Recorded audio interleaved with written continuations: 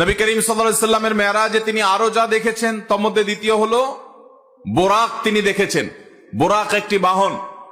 এই বোরাক এটা ঘোড়া এবং গাধা এগুলোর সমজাতীয় কাছাকাছি পর্যায়ের এক ধরনের একটা বিশেষ বাহন, যেই বাহনের সমজাতীয় আরেকটা বাহন পৃথিবীতে নাই। এটা নবী করিম সাল্লাল্লাহু আলাইহি সাল্লামের জন্য আল্লাহ তাআলা স্পেশাল পাঠিয়েছেন।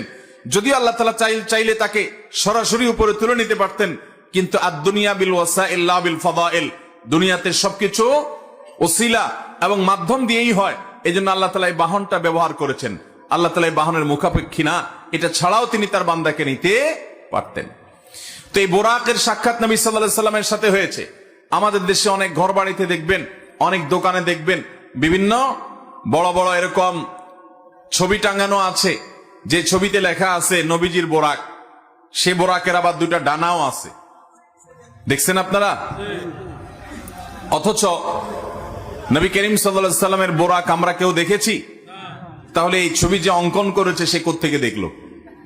বোঝা গেল এটা নবী সাল্লাল্লাহু আলাইহি সাল্লামের বোরাকের নামে প্রতারণা। তার বোরাকের ধরন কেমন ছিল এটা তিনিই জানেন। হাদিসের বিবরণের সাথে বরং এই ছবির কোনো মিল পাওয়া যায় না। এখানে ডানা দেয়া হয়েছে, অথচ নবী সাল্লাল্লাহু আলাইহি সাল্লামের বিবরণ থেকে সেরকম কিছু এখানে যেরকম দেখা হচ্ছে সেরকম কি বোঝা যায় না।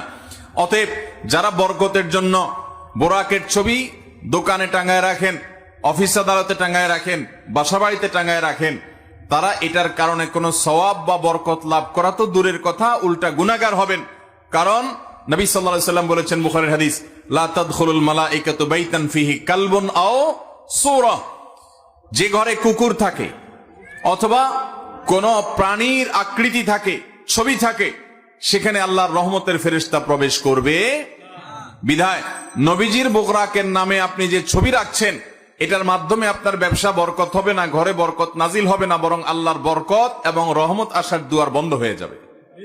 আল্লাহ তাআলা আমাদেরকে নেক্সট সূরাতে শয়তানের এই ধোঁকা থেকে বেঁচে থাকার তৌফিক দান করুন। তাহলে নবী সাল্লাল্লাহু আলাইহি সাল্লাম মেরাজে গিয়ে দ্বিতীয় যে বিষয়টি দেখেছেন সেটা হলো বোরাক, আল্লাহর বিশেষ এক সৃষ্টি, যেটা আমরা কেউ দেখি নাই, তিনিও তার আগে দেখেন নাই, তারপরে আর দেখেন নাই। একটা বিশেষ সৃষ্টি, বিশেষ একটা বাহন, যেটার উপরে করে আল্লাহ তাআলা তাকে ভ্রমণ করিয়েছেন, রাত্রিকালীন ভ্রমণ। তিনি মেরাজে গিয়ে যে বিষয়গুলো দেখেছেন এর ভিতরে একটা বিষয় হলো তিনি জিবরিলকে দেখেছেন। জিবরিল ফেরেশতাকে তিনি তার আপন যে সুরত, তার আসল যে রূপ, সেই রূপে তিনি দেখেছেন।